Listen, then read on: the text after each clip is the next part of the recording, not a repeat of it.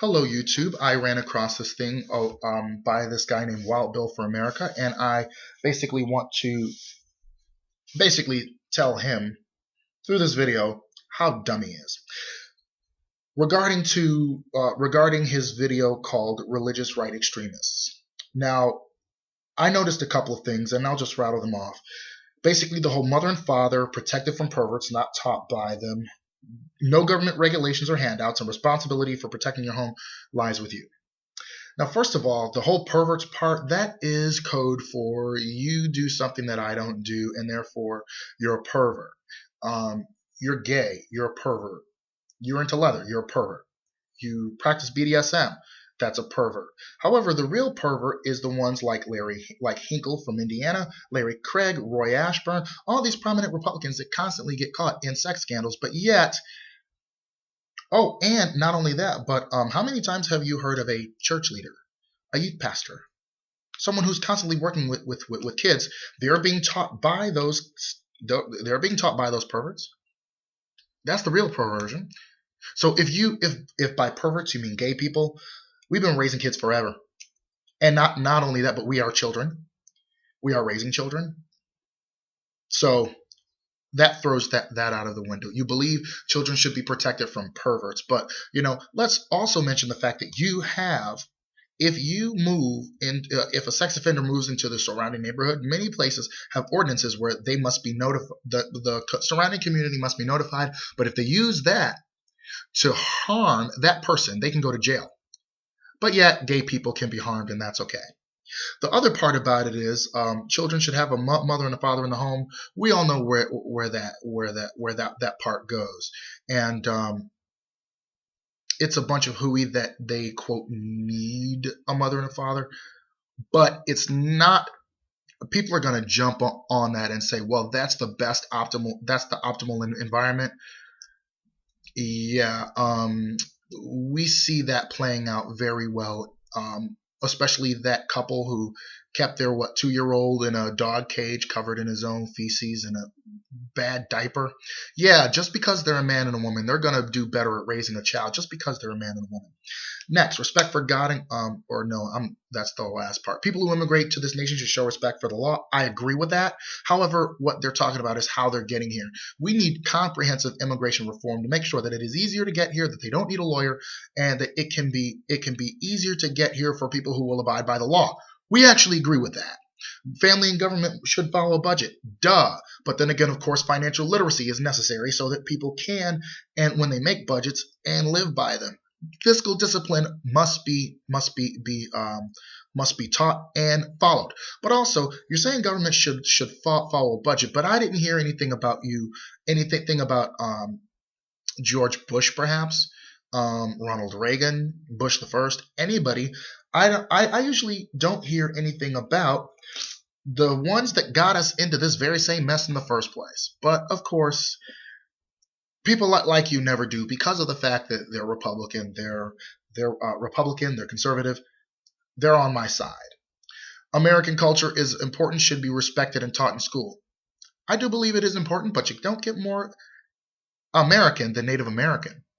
And in fact, if you want to teach American culture in school, we should adopt the languages of the Native Americans, because you can't get more American than Native American. And not only that, but the version of America that you talk about is the white man coming here and settling.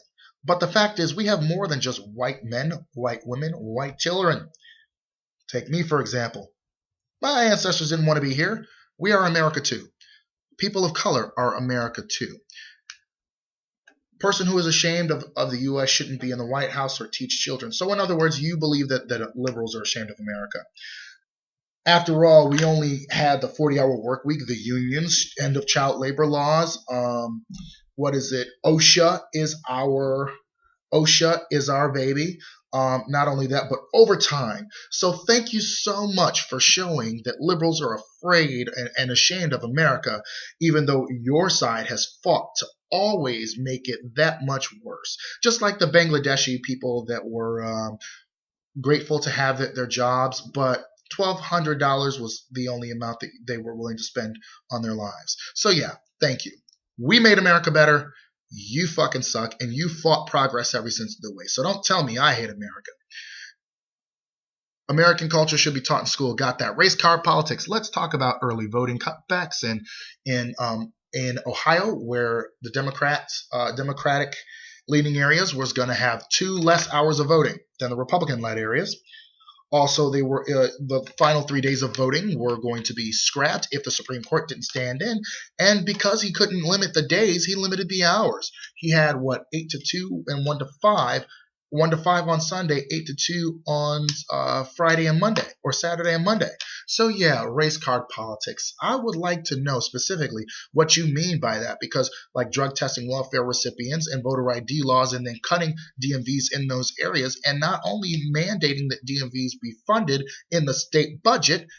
We also see Doug Price say that early voting shouldn't accommodate the urban vote. So please tell me if he meant black people or not. And it's funny how a straight white male would tire of race politics, quote unquote, when we're seeing a young black man killed by a white male over loud music. He told them to cut it down. They didn't. He took out his firearm and shot him.